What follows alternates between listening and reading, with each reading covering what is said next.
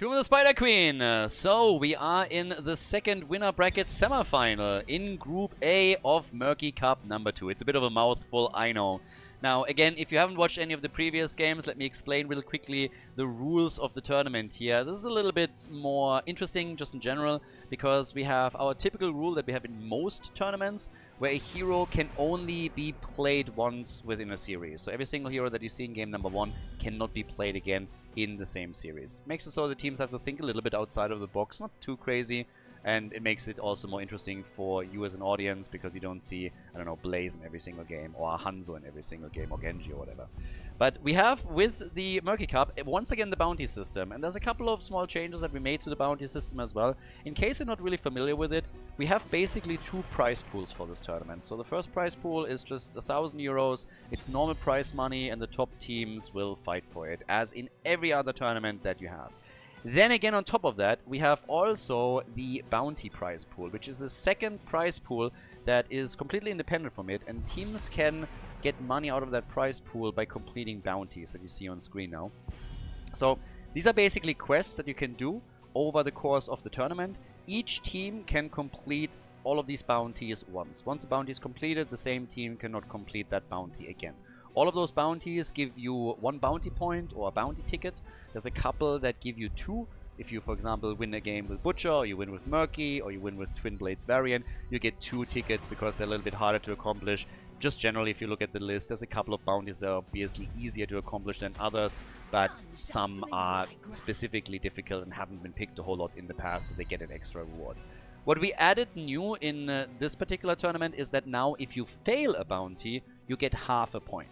So it incentivizes teams even more to at least try this stuff, and even if you're not completing it, you're getting something out of it, but not a whole lot. You can fail a bounty as many times as you want. Doesn't really matter. But remember, you can only play hero once within the series, so you can't do that in the same series over and over again. Try the same bounty is not a thing. That doesn't happen. And also, if you fail bounties over and over again, it means that you're losing all of these games, so you will be out of the tournament very, very quickly. Not really a great strategy, just generally speaking, as a bit of a side note. But the whole idea of the bounty system is essentially twofold. So first of all, we want to make, of course, this a little bit more fun. And the teams are not forced into any of this. They can decide to play with the bounty, because these bounties are essentially handicaps. This is stuff that you don't see on the highest level of play, because it just usually doesn't work, or it's difficult to pull off. It's a handicap. You can just go for a normal tournament victory. It's totally fine. You can fight for the tournament prize money. But we want to incentivize teams to play stuff that's a little bit different. And additionally, this gives an opportunity to teams that don't usually make it into the top 3 to also get themselves some pizza money out of these tournaments that they participate in. Quick side note, we're actually crowdfunding the bounty pool. So if you are watching this on YouTube right now, there will be a link in the description of the video where you can contribute to the bounty prize pool, so that it's more attractive for the teams to try these bounties. I've been asked a lot on YouTube in the past if we're doing some crowdfundings for some of the tournaments, if people can contribute to tournaments directly. This is a good way to do exactly that. So check out the link that is in the description of the YouTube video, and while you're at it, also make sure that you hit the like button. Now, game number 1 of this best of 3 series here in the group stage. We got Blaze, we got ETC. So far, no bounty attempts here, but this could be a Cho'Gall pick.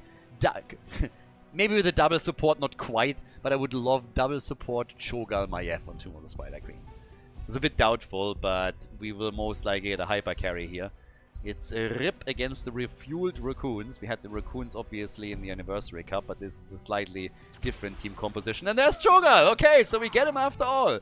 They go for him. Cho'Gall with a double support, Resurrect from Oriel, and this is a clear bounty attempt by the Raccoons. Love it. This is going to be great. And now the question, what exactly Higao is going to pick for Team Rip, if they're also going to attempt the bounty, or if they're just going to go with a typical standard draft trying to beat the composition that we have from the red team right now. Already love how this starts. We get Malthael, so doesn't seem like we're going to get a bounty attempt from them. Ladies and gentlemen, game number 1 here in the winner bracket semi-final of Group A. We have Team Rip against the Raccoons. Time for trouble and make it double! It's bounty time! On the left side, we have in blue Team Rip with Sven on Blaze. We got Crankle on ETC. Vasilisco on Deckard Kane. Higao is playing Malthael for the blue team. And we got Azzy on Junkrat. Great comp for Tomb of the Spider Queen, no doubt about it. On the other side, though, the Raccoons with Disciple on Cho. We got Ubi on Rega, twice on Maiev, Gavlo playing Gal, and Scorch on Oriel. So, double support, Cho'Gall with Maiev on the side. That's what we're getting right now. So, yeah, should be a good one. And, yeah, Cho'Gall is honestly, it can be an enormous amount of fun. There's definitely a few teams that have already played Cho'Gall or attempted to play Cho'Gall and win with him in the past in normal tournaments. So, for some of them, this might be an easier bounty to complete. We had a lot of bounties completed in the last tournament. Now we adjusted things a little bit to make it more attractive for them to attempt bounties and yeah, potentially fail them. So should be a good one. I'm really looking forward to this. I think it's going to be a lot of fun, especially when we're entering the playoffs, where we have a lot of best of fives, of course. So then the chances of seeing more bounties are going to be pretty big. But we've had a lot of teams that just in every single game went and said, hey, we're going to go bounties here. So it's always interesting which team chooses to go for bounties and which teams just ignore them and say like, nope, we're trying to just win the tournament here. I'm not really interested in going for any of the monkey business. Oh, ETC with a quick slide, and that might be the end of Rega. He's trying to get away here, and that's first blood. Rega is gone. Krankle with a nice little move on ETC. You know what you call ETC without legs? Ground beef. You know where you find ETC with no legs? Right where you left him. Ugh. I love that we recently just went for a couple of like dad jokes on YouTube, and some of the things that I've gotten there are glorious. So yeah, you're gonna hear more of those. So, Disavlo. That's a pretty decent Cho'Gall name too. Disavlo is in the house. Okay. He's like dancing on Krankle here for now. Alright, down at the bottom of the map, there's actually a lot of pressure from the blue team too. Cho'Gall over here in the middle. Still doing a lot of work, but honestly, Rega is not really well suited to defend this. This is not going to end well if they don't swap him out. I mean, this is a bit of a problem when you're going into a composition like this. You essentially have 4 bodies on the map, and of course with 2 support, that means somebody has to cover this down here at the bot lane. So yeah, a little bit nasty, but then again, 1 kill to 0 so far is all that we got. A little bit of damage at the bot lane. Now they're attempting to make a move on Blaze too.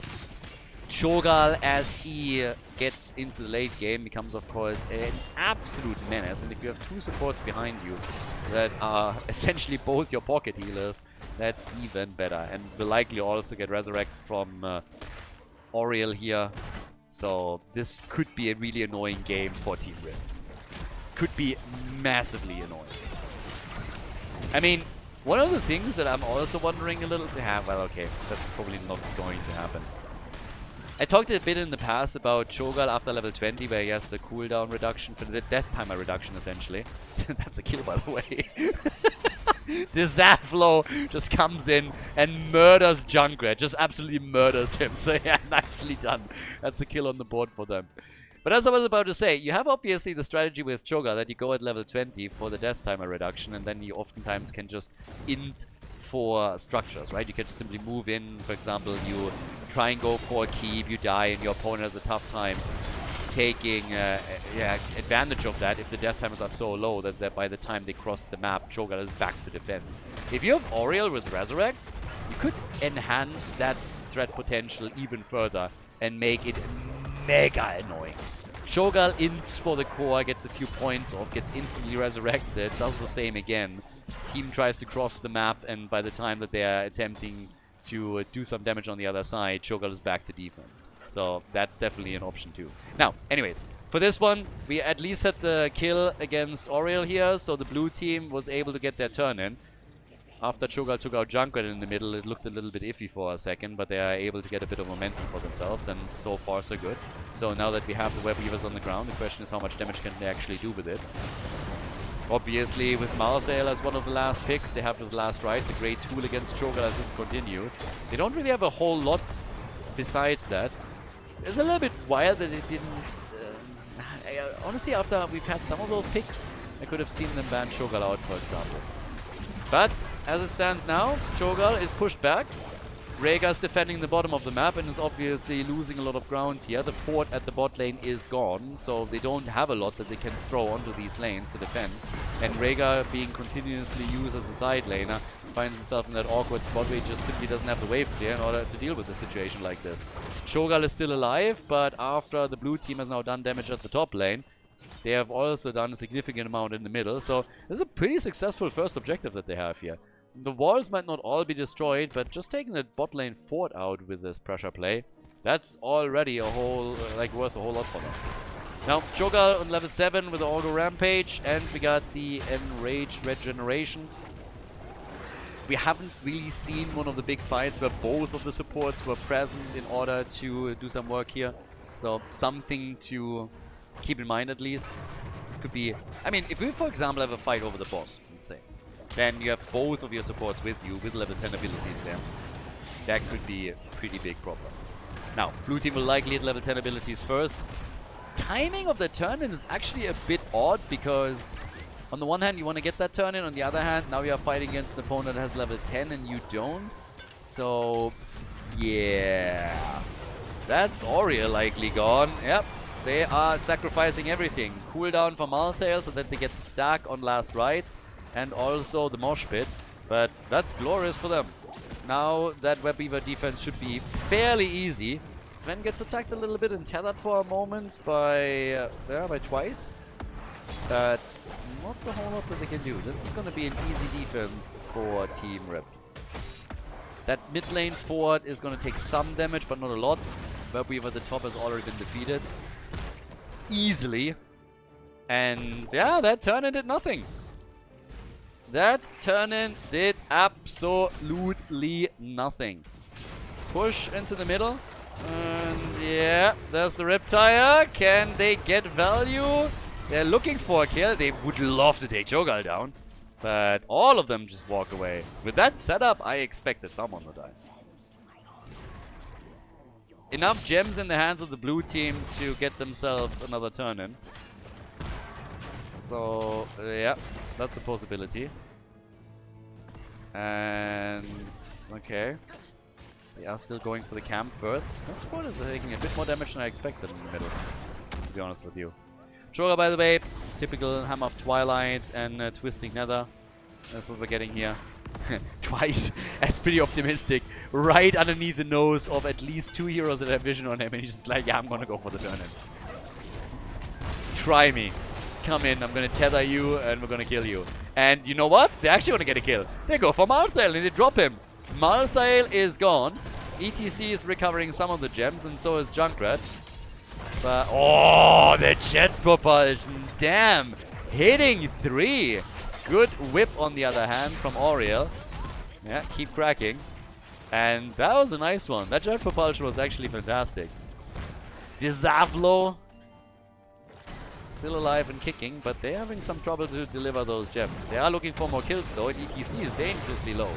Gets a heal, and thanks to the jet propulsion we again get from Blaze, Cho'Gall is stopped, and ETC is able to move back out and yeah, save himself here. But the blue team has already delivered a lot of gems. So now they're trying to go for Sven. They at least force out the bunker. Junkrat is pushing out the bot line even further. They are trying for level 13 talents, and they're getting the turn-in. And they might even get Rhaegar. Yeah, Ubi is a bit low here. Gets blocked time and time again, but makes it to the rest of the team.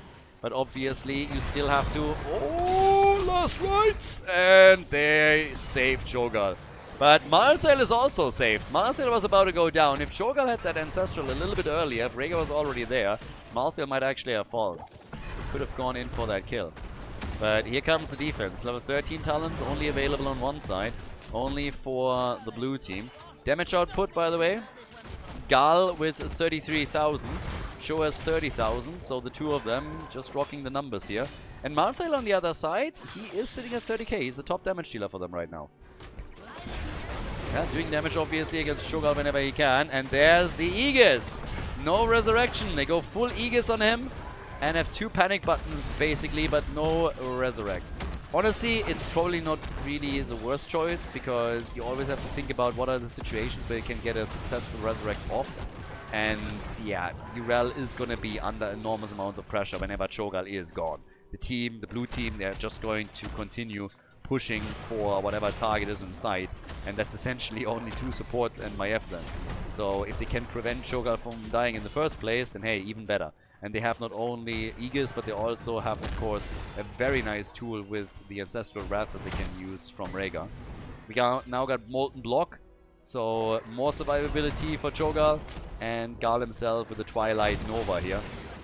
And they're gonna get lots of damage out of this. But it's about turn-ins at this point. The Raccoons, they have enough gems for the turn-in. This is a bit of a problem because they have only 4 bodies. That makes it a bit harder for them to get a turn-in, especially since if Cho'Gall wants to deliver the gems that he has, the problem that they have with it is that you have essentially 2 heroes that channel. So you're reliant on 3 heroes to cover. So the best chance for them to get that turn-in is to win a team fight first. Take a couple of heroes out. Or sneak it in somehow whenever the blue team is not properly paying attention. But yeah, there's the attack against Cho'Gall again. Going for the Nether, alright. And the Ancestral is out. And Last Rites did nothing for them here. Last Rites was thrown out, but they dropped the Molten Block and they also had the Ancestral Wrath. So yeah, nicely done. No problem for Cho'Gall to stay alive here. But again, can he actually turn those gems in? That was a bit of a problem there. But yep. Right now, they are still attempting to sneak that in. Rhaegar with 41 gems isn't too bad either. And he's about to actually complete it. Gets interrupted though. But he has probably a better chance to deliver the gems than Cho'Gall himself. The old man trying for the ult. Oh, Crankle. Been in trouble here for a moment. I thought Maiev might be able to secure them the kill. But Ubi is now about to turn in. So the second turn in for the Raccoons is happening. They grab it. And they find themselves, by the way, in the exact... Look at the experience. This is actually ridiculous. This is identical to what we've seen before. Blue team is going to hit their talent. Red team just not going to have it. As long as they don't lose a hero now again, they're going to be fine. But yeah, they can't afford that. Now, 16 is going to be ready soon. Here comes the attack. And yeah, I was waiting for the Mosh, but he's still on cooldown. Comes the Twisting Nether, and yeah, gets good damage out. Malthael is low, he's really low. Last Rites again denied. Again denied. The Aegis completely denies it. Cho'Gall is still alive. The blue team is dropping a bit low in HP. Crankle in particular. This could be a kill, and it is a kill. ETC is gone, and now some momentum for the Raccoons, where they can finally attempt to take a couple of structures out. Right. Attempt might be the most important word in that sentence, because top lane has already been defeated by Junkrat. Here in the middle, they make the move, they take the fort, and down at the bottom of the map, yeah, Rhaegar is all alone here, but the defense is in. Seems like they're going to try and defend this, but there's a chance that they make a move for the boss now, because ETC is gone for another 8 seconds. And again, this might be one of the best situations for the Cho'Gall team, just in general, because they have their ults ready, and fighting into that spot against Cho'Gall, protected by 2 supports, is gonna be tricky at the best of days. Now, boss is taken. That should help them to eliminate the top fort. And at the bottom of the map, Blaze is at least getting some Siege Giants for the team.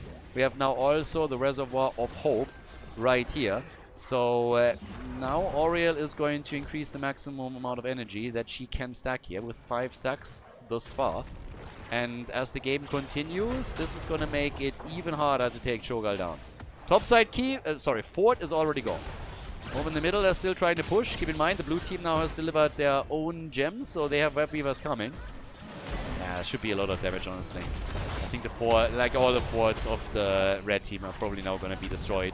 And I'm a little bit worried about what's happening at the bot lane, because Rhaegar won't be able to stop this before the keep takes some damage as well. They're trying to force the fight in the middle of the map first. Defend against the Web Weavers there. But there's the focus again on Cho'Gall. Last Rites hasn't been used yet.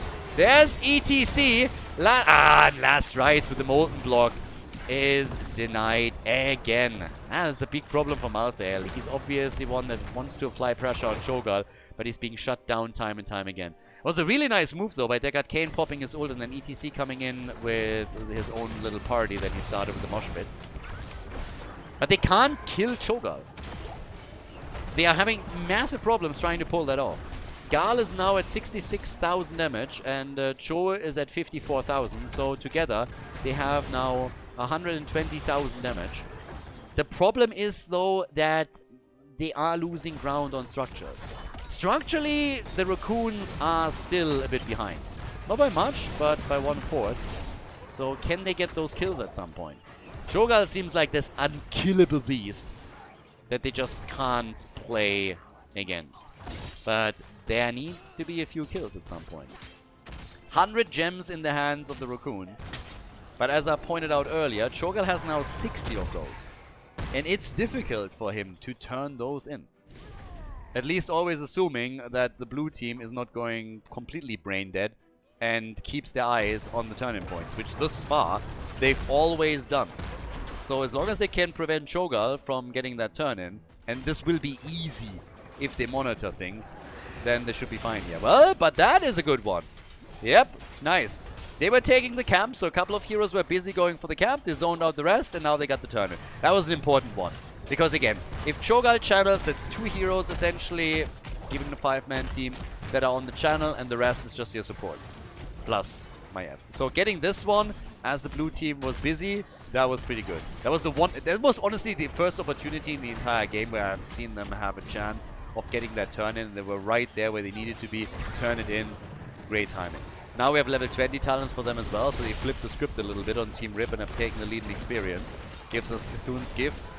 And we have also Twilight Frenzy, so now we're talking about a little bit of cooldown reduction here. They didn't go into the death timer reduction, but this is obviously all centered around them trying to keep Cho'Gath alive with the tools that they have here.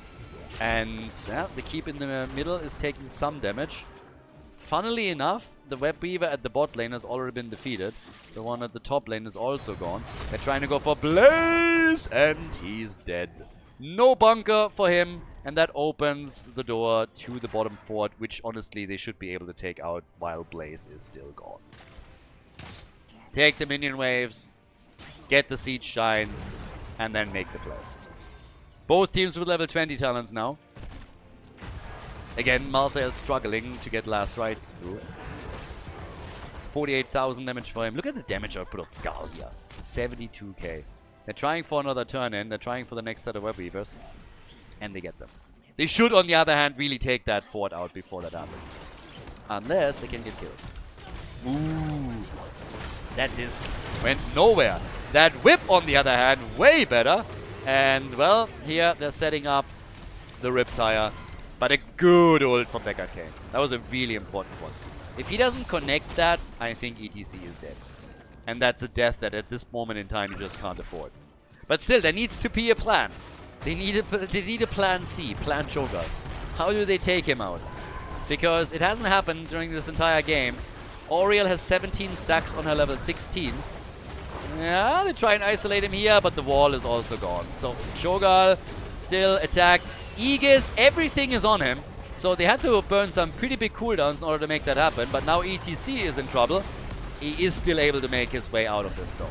But the keep in the middle is going to get attacked. Oh, but this airflow, he should still have Molten Block available if I'm not mistaken. Oh my god, and he kills Malthael. Look at the damage output. Ridiculous. Absolutely ridiculous. Cho'Gath has now 150,000 damage as a unit. Malthael, of course, came back immediately. Well, the keep in the mid lane has now fallen. So that's one keep gone. But they also have one additional turn in. The good news for the Raccoons is that the opponent doesn't have enough gems for a turn in. But now my F is gone. And they're trying again for Cho'Gath. And Ancestral isn't ready. Aegis will be soon. ETC dies. They need Aegis here. They need Aegis in a second. Well, forget it. There's the heal, and that's more than enough. 20 stacks for Auriel on the 16 now. Holy hell! Cho'Gath is ripping them apart here. Absolutely destroying them, and that's Deckard gone with most of the gems on the team. Malthael is dead again. It's a Cho'Gath party. It's absolutely insane. Hail to the king, baby. They're destroying them. The bounty attempt from the Raccoons is looking amazing right now. Absolutely amazing. Look at the damage output of the two. Junkrat is at 106,000 damage, which is obviously nuts. But Cho'Gall is single-handedly destroying everything in his path right now with the massive support that he gets here. The double support is working out beautifully for them. 200,000 siege damage as well. That's game number 1. Quest completed, bounty completed, and the Raccoons take game number 1 in the best of 3 series here in the winner bracket semi-final. Before we head into game number 2, make sure that you subscribe to the channel if you haven't done it yet so you don't miss out on any future content here on Khaldor TV. Map number 2, Aldrich Pass. The Raccoons with the lead, which, yeah, I updated the map. I did not update the score, so now that's fixed. But yeah, so the Raccoons won obviously on the first map. Now we're going into our first match point in the group stage. All of the games are best of 3s later on as we enter the playoffs. And also the last chance qualifier, we are going to have a couple of best of 5s at least. But they also completed a bounty, so good for them. They can't complete the Cho'Gall bounty again. They can obviously still play Cho'Gall if they want to. Just if they pick Cho'Gall and then win or lose, they're not getting any additional points for the bounty pool. That's just it. But the 10 heroes that were played before cannot be played again. So that's another little caveat here. I talked about this in the draft of game number 1, obviously. But just a quick reminder for you guys so that you are aware of it.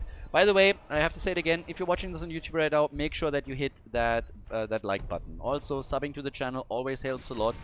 I said it before, but I have so many people that are actually commenting on YouTube videos and now we get recommended to them, saying like, hey, I didn't even know that there's still a scene for the game, and people that are actually coming back to play Heroes of the Storm. If you want to help with that, like the video and subscribe to the channel. The more subs we have, the more likes we have, the more YouTube is promoting those videos to people that have shown interest into Heroes of the Storm in the past, and we might get them back into the community here and just like spread the love a little bit. So yeah, would really appreciate it if you could do that. So if you haven't done it yet, hit those buttons and hit them hard. Tracer gets banned in our game. And, well, with Lucio being banned out, it's a little bit of Overwatch hate, and I'm always here for some Overwatch hate. But I'm curious what the Raccoons are now trying to pull off, and also what Team Rip is going to do, because Team Rip notably has not attempted a bounty on the last map. So, that's one. Now, Samuro gets banned against Sven, I suppose. Which also means that these guys have actually changed sides. You don't pay attention one single time and all of a sudden they're coming in and they are just like running all over the place. The second that the what's the saying, the cat's out of the house and then the mice are immediately dancing on the table. That's essentially what we're getting here. So yeah, they switched sides, they flipped the script on us a little bit. I have only myself to blame for not paying immediate attention to it, but I was like, Samuro banned by the blue team. Why would they ban that? And I look over and I'm like, yeah, they banned it against Sven. I'm like, wait, Sven is on the red team? What happened here? So yeah, we swapped the sides. So yeah, sorry for the confusion. Everything else still the same here. Hogga gets first pick on Aldrich Pass now by Team Rip. We get Malfurion and Garrosh. And over on the left side, well, we'll start things off with Muradin. Brightwing for a little bit of global control, of course. It is a big map. Zagara Nidus is a bounty. I've seen Asmodan here before. Also in the bounty system. I guess there were a couple of games in earlier, like, qualifiers or super early round games where they did some stuff with Asmodan. I think there was a time when Dino was just bored and played it in early round games. But yeah, just like a couple of options of what teams could go for. Also, a quick reminder, obviously, as already pointed out before, so here you have the bounties. And by the way, I'm going to also try for the YouTube viewers to put a link to the bounties into the description of the video, so you can check this out for yourself. But as I said before, in case that you... where was I right now? In case I forget about it, just remind me, okay? This could be a thing, but I'll try to keep it there. So yeah, this is the bounties that the teams can go for, essentially. So far, we haven't really seen anything there just yet. And so far, they haven't picked anything. But Team Rip could still do that right now. Alright. Yeah. And you have Zeratul already, which I'm a huge fan of. Disciple with Hanzo. Sophia got banned. If you remember the Anniversary Cup, Disciple Sophia gets actually banned a lot, so I hope that we're going to see it at least a couple of times in Murky Cup number 2, though. Here comes Abathur, and we get Greymane. Now, that particular combo lets me to believe that we're not going to get the Abathur bounty. They're not going to try with a Locust build here. I don't think so. But, yes, so Greymane, that is a bigger focus. There's Probius, so they're going for a bounty. Again, Team Rip with a second bounty attempt now as we're heading on Alderac Pass. That makes sense here. But what, sorry, the Raccoons with a bounty attempt. But Team Rip, it seems like they just want to make sure that they're going to win game number 2 here from the looks of it. Either way, map number 2, Alderac Pass. The Raccoons on the left this time. Yeah, they got sneaky and switched sides. We have Disciple on Hanzo, Gavlo on Probius. Ubi is playing Zeratul with a Shadowhunter on level 1. So, Might of the Narazim build for him. Scourge on Brightwing. We got twice on Muradin. And then over on the right side of the map, Team Rip with Vasilisco on Malfurion. We get a Hogger played by Sven Higao on Abathur. Cranklon Garrosh and Greymane gets played by Azzy. Alright, so we're back with this, and this was one of the most interesting pauses that I've seen so far, because the second that they paused, I actually checked this out real quickly, and the reason why they paused is because they needed clarification on a bounty. And they wanted to know what talents they have to pick with Abathur. And I was like, full Locust build. So the 1, 13, 16, and 20 talent with Abathur has to be picked accordingly in order to go complete the bounty here. And that's exactly what they're doing right now. So we have Survival Instincts on level 1, and I am absolutely here for it. I did not expect that. After they picked Greymane, I didn't think they would go for it. So very happy that they went for a pause here and confirmed it. But yeah, absolutely love it. Blue team, by the way, was immediately responding in the chat, and they're like, yeah, confirm to make sure, but it's about the spirit of the build, so everything that is concerning the Locusts here directly has to be picked, of course. Now, if anybody asks, Khaldor, what happens if they end the game before level 20? Well, then it counts. So if they cannot pick a level 20 talent, they don't have to pick the level 20 talent. So we're not forcing them to extend the game that they are potentially winning until they are finally on level 20. So yeah, again, we can't make it too complicated. This is, by the way, one of the general themes that we have with the bounties, that we're trying to make them easy. New bounty suggestions are always welcome, but as you can see from the bounties that we have in the game, we're trying to make it very, very easy. It's all about which hero to pick and win with, and sometimes a specific build to go for. But if you make it too convoluted and too many caveats here, then it's confusing for the players, it's confusing for the audience, and yeah, this is particularly true when it comes down to certain wombo combos that people would love to see. I would love to see them as well, but it's just too many ifs and whens and what happens there, and yeah. Not only will players at some point just say like, okay, this is getting silly, like we're not going to try that, and it's also going to be just confusing for everyone else. But if you have anything that is fairly easy and straightforward, by all means suggest it in the comments. That's totally fine. Happy to adjust a few. The Locust build, for example, has been an adjustment. The Locust bounty that we're currently seeing here has been an adjustment to the previous bounty, which was just going for Abathur Monstrosity, and people were asking about like a full Locust build. I was like, you know what, that's actually a pretty cool idea. This is old school Abathur like we had in the past. Makes a whole lot of sense, so this is exactly what we're doing. And now we have it in action. So both of the teams with a bounty attempt, unless we're gonna get some weirdo build all of a sudden, which I don't expect to. Which means that one of the teams will walk away with a completed bounty pretty much for sure. Now we're 2.5 minutes into the game. The first objective is already being announced here. And, well, after they now decided to go for a Locust build, it also means that Greymane has a bit less support from Abathur. You obviously still have the Symbiote around, but he doesn't get as much of a boost as he would normally have. Now, the one thing to point out is you can, with this particular build, still go for the copy with Abathar. So they don't have to pick the monstrosity here. There's always, I mean, again, you could make it even more complicated and say like, oh my god, you have to pick monstrosity too. But you want to make sure that there are certain trade-offs at least. So if they go for full-on Locust build, they can go for the copy and can use that. You don't have to go Locust build plus monstrosity. At some point, it's just like diving in a little bit too deep. And obviously, with future tournaments where we plan to use the system again, we will always make adjustments depending on how it goes. I mean, a lot of this is a learning process. With Meta Madness, we did the same thing. The tournament changed and the rules changed over time with iterations. And this is why this time, for example, we're granting people also some rewards even if they fail a bounty. Makes it a bit easier to stomach to try a bounty, at least giving it a shot. But, yeah. So, for now, 0 kills. We have the fight for the objective with level 7 talents kicking in. The teams were pretty quick to try and make a play here. Zeratul is closing slowly in on completing his level 1 quest, which is of course going to be neat for him and his ability.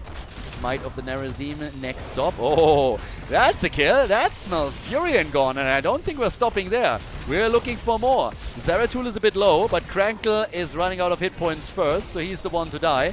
And now, here comes Greymane. And gets a kill, but gets also eliminated by Muradin. So 3 heroes die on the side of the red team in that last fight. Yeah, they were pushing hard for this one. That was a pretty big one right there. I mean, huge fight, 4 kills pretty much immediately. The red team pushing for the objective, and now it's the blue team that is trying to grab it as quickly as they can before everyone from Team Rip is back in a position to defend this. They're at least taking the lead. I'm not so sure if they can get the entire objective. But getting the advantage already is definitely a nice one here. So at this point, Mule is already being called down. Try and repair here. Gavlo is gone with Probius. Yep, Probius gets eliminated. Probius actually had a very huge impact previously when he was picked as a bounty on Infernal Shrines. So that was a really big problem for the opposing team because he controlled the shrines just amazingly well with the rest of the lineup that they ran. So yeah, once that you have these battles on certain points, Probius can have a huge impact. But now it's Team Rip that is closing in on objective number 1. Level 10 abilities are ready, even a bit faster for the Raccoons. It's actually kind of funny. They're the teams that get heroic abilities, but they still lost the objective. But we now have now the Dragon's Arrow. We have also Might of the Nerazim. Abathar, again, went into the Ultimate Evolution. Totally okay with the build here. And bam! That's Bright being eliminated. So the Raccoons get a little bit slaughtered here early on. Yeah, they're having some trouble. And Bright being gone means that they don't have a healer. Greymane, fantastic on structures, and the objective isn't even here yet. I would expect that a full push build Abathar is later on also attempting to be a bit more active on the map itself. So we're going to watch out for that once he picks up additional talents. But right now, 3 kills to 3. Raccoon's in a little bit of trouble. Zeratul can of course try and make some moves, but for now it's Hanzo that dies down at the bottom of the map. Vasilisco with another big play on Malfurion, one of his top heroes of course, as we've seen in the Anniversary Cup. So he locks down Hanzo, and that's just another kill. And this is starting to become really tricky, because at the bottom of the map you already lost your first fort. You've taken damage at the top, some of the walls are already being destroyed, and you're falling behind in experience as well. So not really a good start for the Raccoons. Team Rip is doing great on the other hand. But now with Zeratul becoming stronger and stronger, of course, he can very easily try and get a couple of kills. And this is also another thing to watch out for if Abathar really goes onto the map more aggressively later on in the game, because he wants to take advantage of his build. Then if he pops up, Zeratul could try and go in for a quick kill on the slug. So that's another one. Seems like each team is just going for a boss here. Top side, Greymane is already making a move. Disciple gets stunned. Yep, we saw that. And yeah, they're gonna get this very quickly, obviously, thanks to Hanzo. And at the top, we have the same picture. Azzy on Greymane with some Abathar support. Still gets the symbiote here. Is doing some solid work. And they grab the boss pretty much at the same time that their opponents. So, Stormbolt, short distance arrow, and Garrosh to the rescue. Krankle, big plays from him. That would have been a dead hogger for sure. Krankle saving the day for his teammate. They're pushing for the fort, and they also need to make, of course, sure that they take this one out because there's Mule on the other side. 13 talents are now in. And with that, we're now getting the Bombard strain. So, at that point, you have a huge duration increase. And you can be a bit of a pest here with Abathar. So, yep. This could be interesting. Let's see how much Abathar can actually do with this. Especially once that he also hits level 16 talent. There's the copy again on Greymane. They're trying to burn this down quickly. And they do. Disciple became, of course, once again the target. Greymane can take him out here, then hey, even better. Topside fort is still standing, so nice effort by the Raccoons to save that fort. Objective is up again. Damage output. Right now, we have 31,000 for Hanzo. And 18,000 for Greymane. Yeah, Zeratul and Brightwing, the only one on the blue team that haven't died yet. On the other side, it's Hogger and Abathar, of course. Yep, Abby is sitting in the middle. And now the long range locusts right there. Yeah, I want to see what he does once that he has his level 16 talent. Ah, the good old days, you know, when you could still snipe keeps. Yeah. That's a kill. Okay, they finally get Greymane. Took them a while, but now they're getting value out of Zeratul. Ubi is just doing work. And this is actually a hero that got banned in the Anniversary Cup several times against the Raccoons. For that very reason, yeah. I think probably... Oh, that arrow goes nowhere. Probably Zeratul and Ophia were the two heroes most banned against the Raccoons, if I remember correctly. But now, thanks to the numbers advantage, they can start with the objective. Might not be able to complete the entire thing. There's a chance, but it's at a minimum gonna give them a big lead on it. Greymane on 4 stacks with the Wizened Duelist. Yeah, they take the lead, but they won't be able to get the entire thing. And Krankle at the front just looking for kill opportunities time and time again. So, right now, we still have... Yeah, Abathar is already a bit more active here. So Abathar went down to the bottom of the map here for a second. I can't wait for 16 talents. It's going to be so fun if he really just plays a super active role on the map and tries to get maximum value out of the Locust. 20, of course, would be another boost to that. But yeah, would be amazing. So 16 is kicking in any second now. And it's a big map. I mean, this is a perfect map to try and pull some of these plays off. It's a huge map. You have a lot of wiggle room. There's no global. Well, there's Brightwing, but Brightwing doesn't count. If Brightwing tries to go up against Abathar, Brightwing is just going to be slapped and killed. That's exactly what happens. Yeah, he still tried. Oh, the Poly. Nice. Poly, Stormbolt, and Krankle is gone. Garrosh is dead. Another kill for the Raccoons. Keep in mind, they are in the lead in this series. They have taken the lead on all of this. And now, well, there it is. We got the Locust Brood.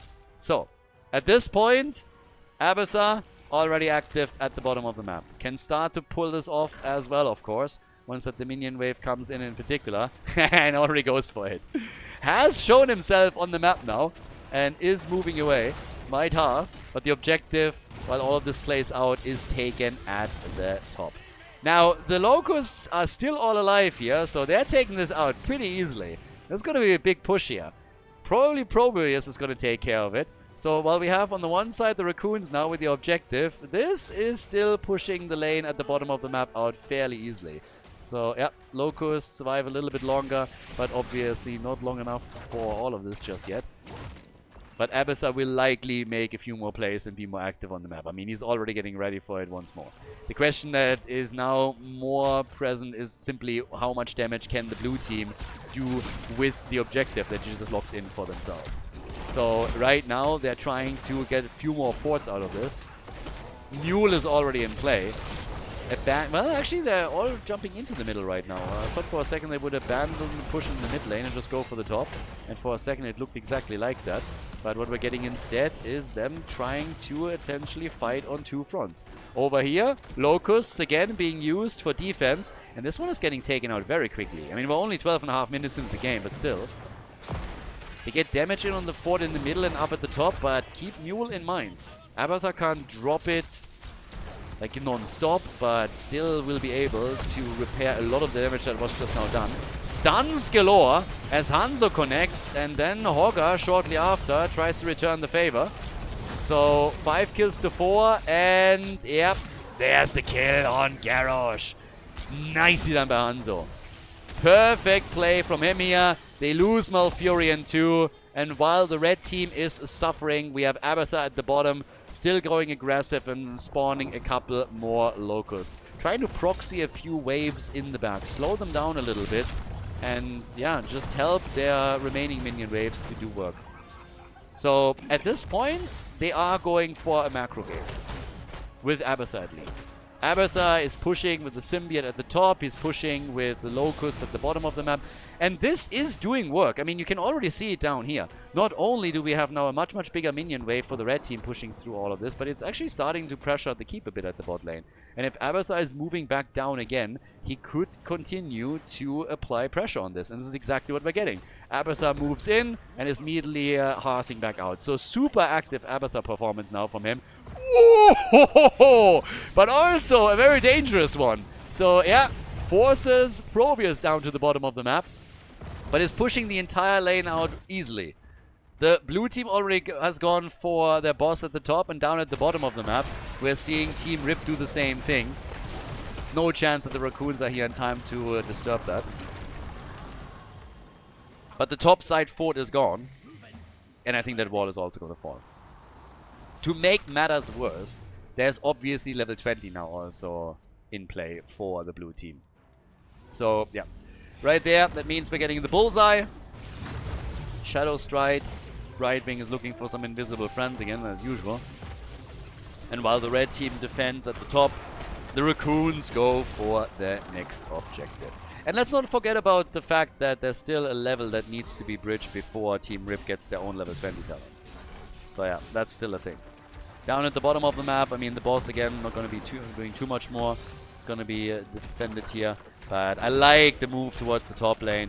Not only to take out the minion wave for some extra XP, but also take the fort apart. That helps, of course, too. So yeah, they're getting a lot here. But what we really need is to get that level 20 talent, that storm talent, as quickly as they possibly can. They need it for the defense against the objective. And they also need it really to save that keep in the middle of the map. You don't want to lose too many of those armor shields. Now, Abathur with 140,000 siege damage. Probius is sitting at 200k. Also, top damage dealer. Oh, sorry, Greymane. Greymane, my bad. Greymane with 150,000 and the 28k. More pressure down here. And there's level 20. That means for Abathur, we now also have the Locust Nest. So, yeah, that's another one that he can also use. And he does it immediately up at the top. So, Locust Nest is in. And we have him right in position over here. Doesn't have to retreat yet. Gets the triple Locusts in and immediately moves back. So that's a really nice push at the top lane to take out that objective.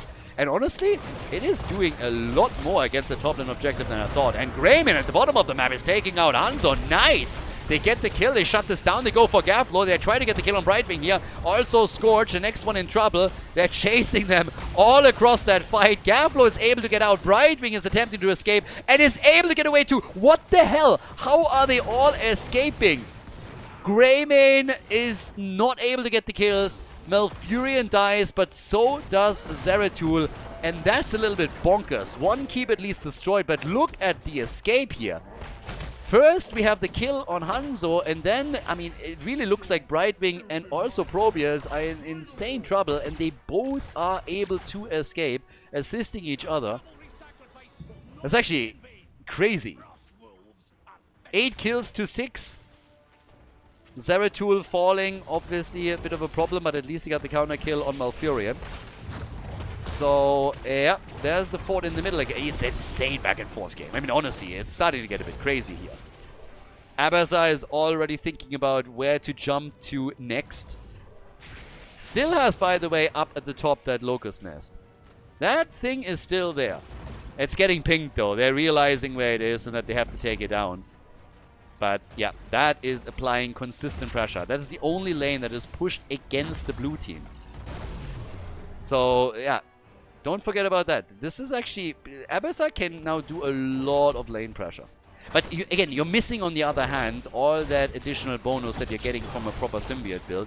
which Greymane would just kill for right now. So Abathur needs to try and apply some additional pressure. Could, for example, push back the bot lane a little bit or just go back up to the top. But now that Zeratul is saying hello here, I don't think we're going to see that. There's still some symbiotes, some locusts in the middle. And down at the bottom of the map, also nice push for them. But it's all about the next few team fights here too. Yeah, and just on the pure pressure that we're getting, Abathur is doing okay. Not really bad damage output either. 30,000 is pretty solid. They're fighting for the objective again. And Khaldor gets away. He gave us the big target for them. The shockwave only connected with the backline, but they're still able to take down Zeratul. Great kill. Zeratul was a huge pain in their side, the entire thing. Huge pain in the butt there, but now they are able to drop him once again. And that is actually starting to look better and better for Team Rip. Team Rip is starting to gain some serious momentum here with the kills that they're able to work in.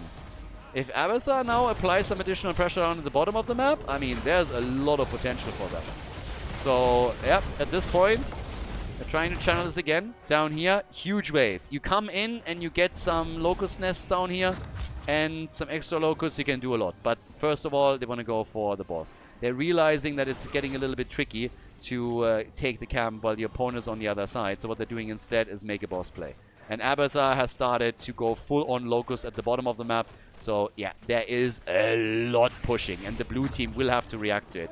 They're realizing probably that the boss is about to be taken. But, well, that thing is already cleared. And you're just now starting to go for the objective. So while there is a massive push going on at the bottom of the map, thanks to Abathur, we're now having a boss pushing at the top.